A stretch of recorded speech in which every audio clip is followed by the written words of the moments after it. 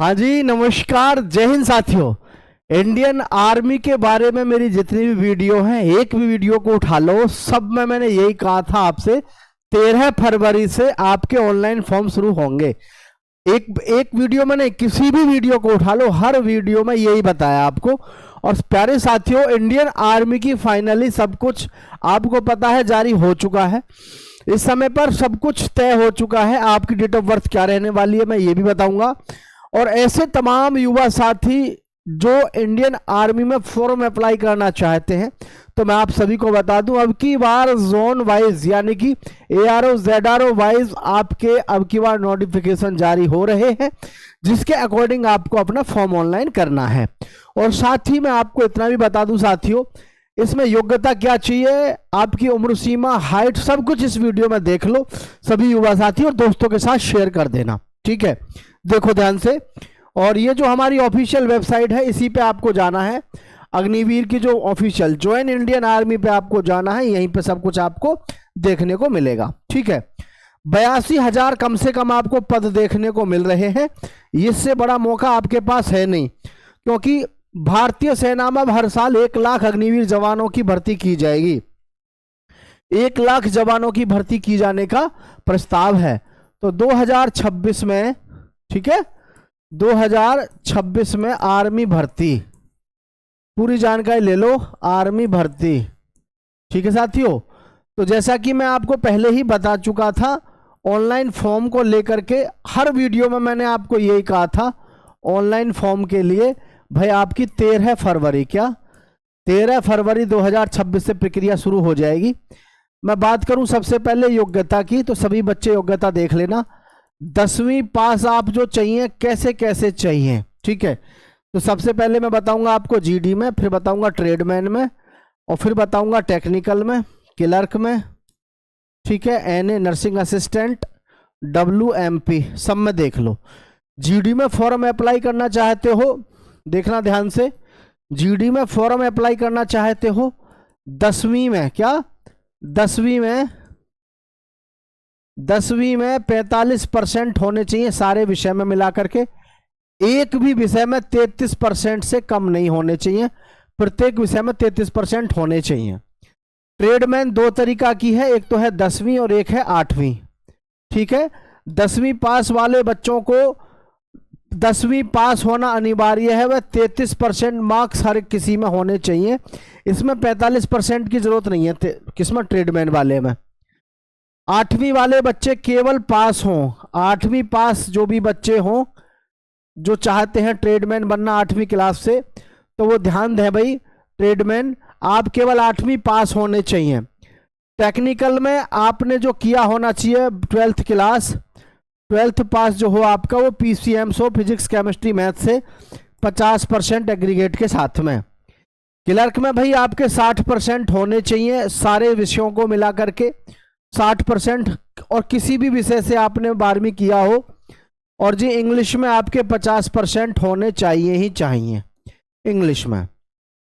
Nursing assistant में आप 12th पास हो बायो से, ठीक है भाई, 45% अंकों के साथ में। WMP आप 10वीं पास होनी चाहिए लड़कियां, ये आपकी रहेगी योग्यता, ठीक है। अब बात करेंगे एज लिमिट क्या रहेगी, और साथ ही साथ हर चीज के हर पहलू पर मैं आपको बताना चाहूंगा साथियों, थोड़ा ध्यान से देख लेना। लोग तो आपको बताते हैं यहाँ तो जिंदगी निकल गई, हम तो आपको मुंह जवानी सब कुछ बता देते हैं, क्योंकि हमारा तो काम ही यही है। आज से नहीं करा रहे ये काम, बच्चों को पिछले 10-12 साल से लगातार यही तैयारी करा रहे हैं। हमको तो सब पता है क्या कराना है और क्या आपको बताना है, ठीक है। तो देखो ये हो गया हमारे पास में। अब मैं बता दूं आपको लंबाई यानी हाइट।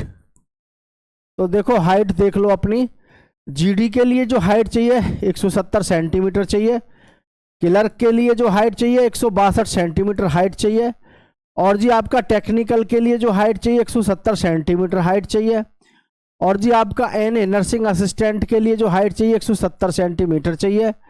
WMP लड़कियों के लिए जो हाइट चाहिए 162 सेंटीमीटर हाइट चाहिए, ठीक है। क्या बचा आपका ट्रेडमैन।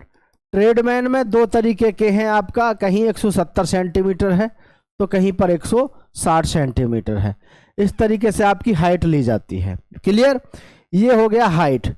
अब मैं हाइट के बाद आपको बताना चाहूंगा कि भाई आपका रिटन में क्या क्या आएगा और क्या क्या आपका फिजिकल में होगा। सही है? हर चीज को ध्यान से देख लो। सही है? देखो, आपका मैं जीडी की बात करता हूं रिटन में, रिटन एग्जाम में जीडी की मैं आपको बता दूं क्या क्या आपका आएगा। तो जीडी में जो आपका आएगा साथियों, ध्यान से देख लेना, मैथ्स के तो आएंगे 15 क्वेश्चन, ठीक है।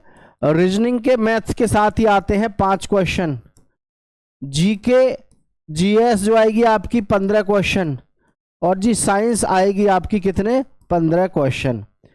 15 दूनी 30 और 15 ती 45 और 45 और 5 50, 50 क्वेश्चन टोटल होंगे आर्मी जीडी वाले बच्चों के लिए। कितने होंगे टोटल? 50 क्वेश्चन। 50 क्वेश्चन में प्रत्येक प्रश्न होगा आपका 2 नंबर का। तो जीडी का पेपर होगा आपका 100 नंबर का और ट्रेडमैन का भी 100 नंबर का पेपर होगा। अब कहोगे सर मेरिट कैसे बनती है? तो 100 नंबर का होता है इसमें फिजिकल। 100 नंबर का क्या होता है? फिजिकल होता है। अब मैं फिजिकल आपको बता देता हूं, फिजिकल में क्या क्या होता है वो देख लो अब आप, ठीक है।